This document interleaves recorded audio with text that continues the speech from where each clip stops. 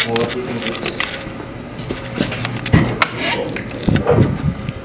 Kev. Ready for your interview? Yeah. Let's go.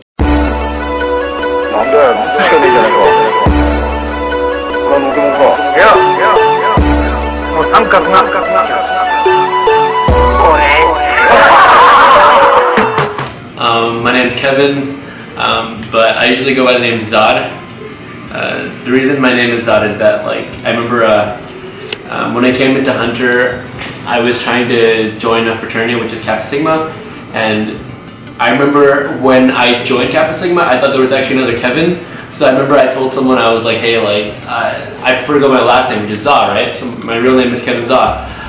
But they actually mispronounced it and thought it was Zod. So I was like, okay, that's more of a name, because Zod is a little awkward to say, so I just thought Zod would be more of a, it's like more of a name, like something you can like actually call someone.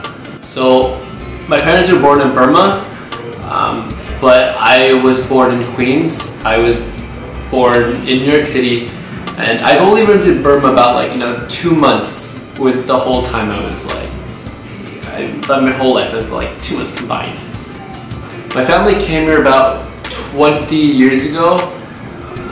When they came here, I remember they told me they had like $5, and to someone from Burma, that's like a lot of money, right? So that when they came to America, they actually, like, I remember I think my dad bought a cup of coffee or something. He lost all his money, and they all got pissed for some reason. But yeah, when I was growing up, my parents did try to they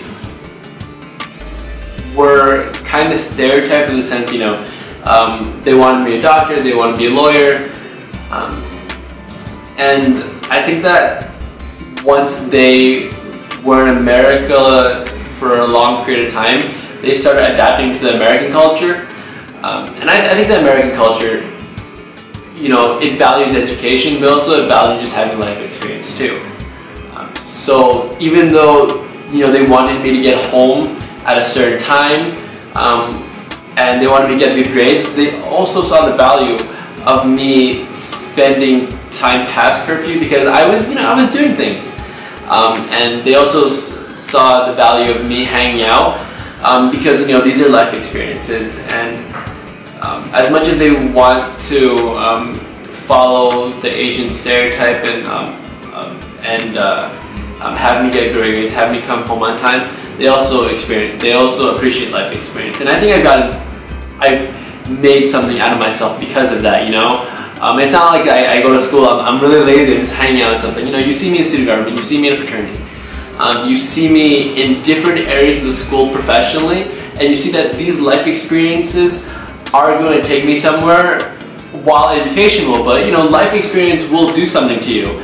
It'll make you grow, and I don't think a lot of Asian parents see that.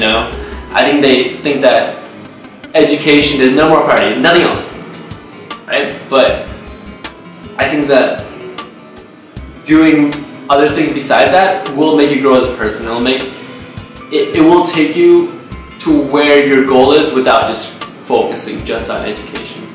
I always feel like the media portrays Asian people as very weak people, if you think about it. In every race, in every in different races, you always have that. You can perceive every single race as being kind of tough in a sense, right?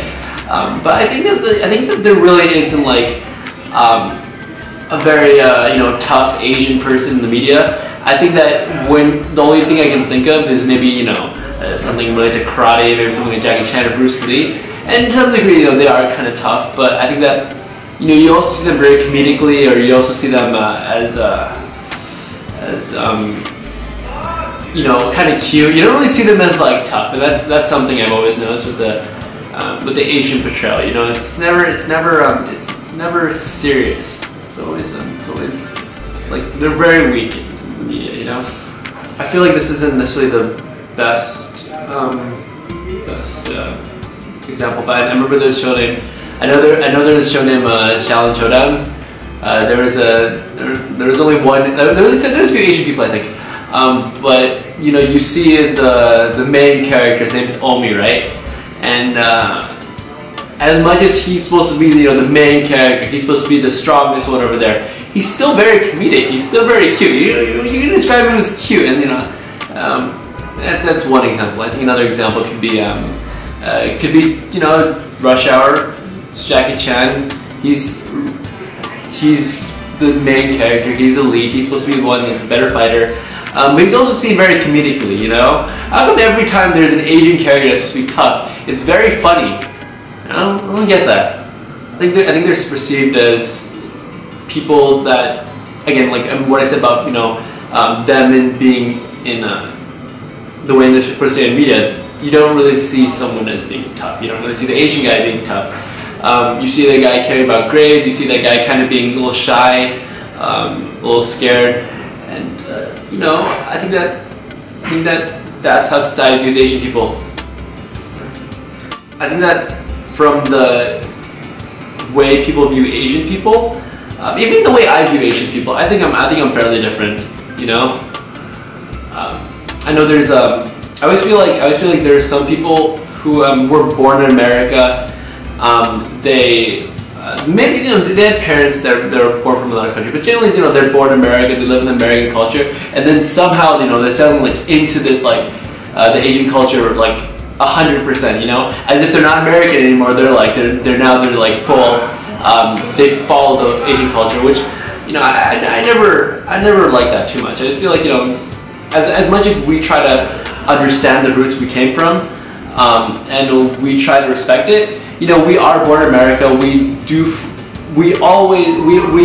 live the American culture, and for us to deny that and say that that we are full on Asian when we're really not, you know, I never agreed with that. So, you know, this whole perspective on say that I am like that if I follow the Asian stereotype, I don't think so. Yeah, okay, so I think that when people first see me, they see me as the Asian guy, right? Because whenever you see someone new, you just, you know, identify them by their race. And to be honest, it's not the worst thing, just because, like, sometimes it helps people remember you more or something. It's an identifier. But I think that if you get to know me, you start seeing me as an Asian guy, because you start noticing that I don't eat a lot of Chinese food. I don't watch anime. I don't listen to K-pop, Korean dramas, like none of that. So I think that I can't imagine anyone actually being like, okay, like, you know, that's they see me as like the Asian person. I don't think people see that. Yeah. I think that I generally want to be seen as an American. I think that, you know, it's not the fact that, like, I want to deny being Asian. I want to, like, just completely reject it. But I think that, you know, I've never like been to like Asia. I've only spent like 2 months there. You know, I haven't like spent a lot of time there.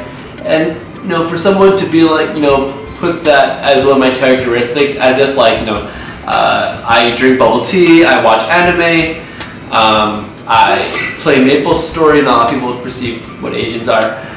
You know, I don't do any of that. Not even a little bit. Like, not even a little bit. So, you know, it's not, like, I don't follow the culture very well. So for someone to see me as, you know, non-American, I think it's weird. And it's just untrue. Personally, I have not experienced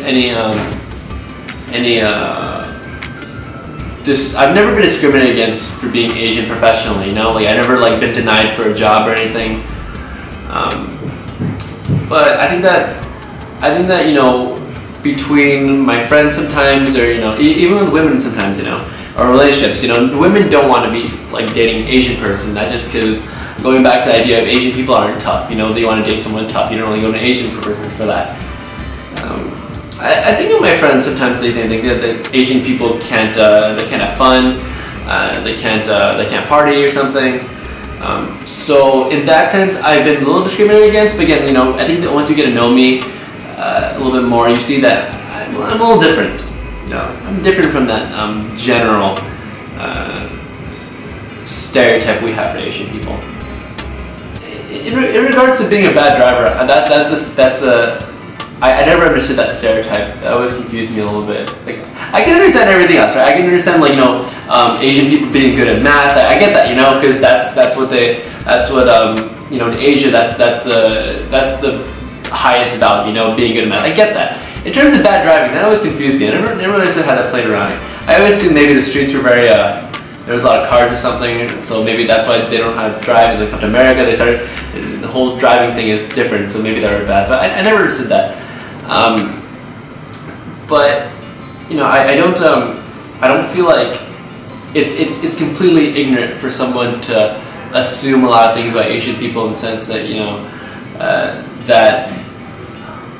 to assume that the Asian stereotypes are not true, you know, because there is some sense of truth to the stereotypes we have for Asian people.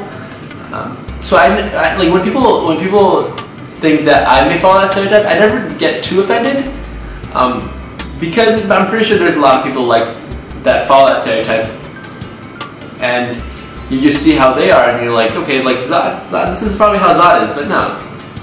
But I never get offended, and there is some sense of truth to stereotypes. Obviously, not everyone is going to follow that Asian stereotype, but there are some people that do.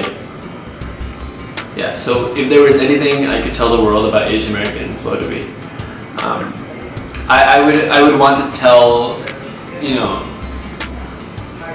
I would tell people that, you know, as much as you know, respecting Asian culture is important, as much as following Asian culture is important. You know, a lot of Asian Americans haven't been in Asia for all of their lives. Probably just a very small portion of their lives. A majority of our lives we've been in America. You know, as much as you like to see the Asian, and as much as when people ask you, or Asian Americans, you know, where you're from, you're probably not going to say America, but to be honest, you should probably be saying America more. I remember I was reading an article once about, you know, I forgot, I think it was the Industrial Revolution where all these immigrants started coming to America, and this one guy, he didn't like it. He didn't like when American women came, because when people asked them where they're from, they would never say Americans, and that just ruined American culture, that also ruined American identity. So it's important to identify yourself as an American, maybe a little bit more so than being Asian, because you have to understand that, you know, you are an American, and you're also Asian, but you're also an American. To some degree, I feel like Asian people are pressured into following these Asian stereotypes, you know? Just because I'm Asian, I have to watch anime. To some degree, I think that's a little true. So, you know, definitely try to explore other hobbies or things you can do besides what you're doing now. You know, because I think I've benefited personally out of it. I'm definitely appreciative of being in this culture and being where I am now and the way people perceive Asian Americans now.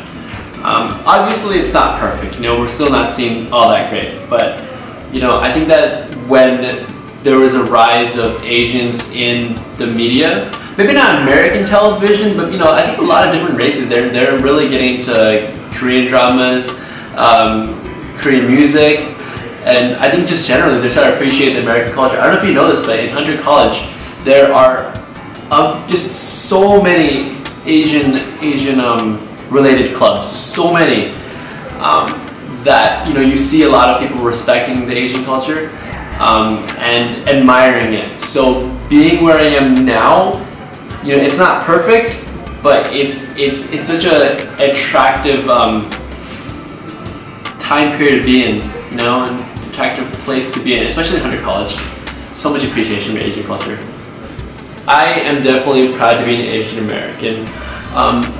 You know, generally people they admire the Asian culture, they appreciate the Asian culture, and you know, you see a lot of Asian Americans nowadays, they're doing pretty big things.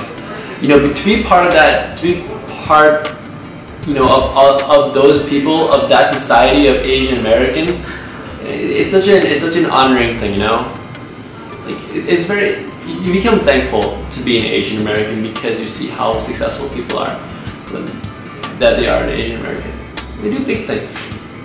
Right now, I am part of student government. I am part of fraternity, which is Kappa Sigma. I am part of the Alt Review as publicity manager. I am part of the radio station as promotion, as part of the promotion team, and I'm also part of InterVarsity. InterVarsity is a Christian club. I'm not even Christian, I'm part of that. But I think that you know, having someone as an Asian American being so involved, I think it's just a good image for a lot of other Asian Americans, seeing that, you know, someone that's Asian can do so much on campus and be such a big impact. Hunter College is such a diverse school, and you see a lot of you know, different other Asian Americans too, which I admire personally a lot. And you see them in such high positions. So to be one of them is such a, you know, I'm very thankful for that. You know, very thankful for all the opportunities I got, and to be an Asian American and being in those opportunities. Live fast, burn slow, daily high, I pace it like standing tall, 5'4", never to be taken light. I stay at home on Sunday with my Laker whites, getting in, shooting in the gym with no Laker white. I am the modern day image of the Asian American identity. Even if I'm Southpaw by now, y'all aware that my game is right. 3 lines, make sure that my hair taper right. Moosey F, scissor hands, cutting up your day tonight.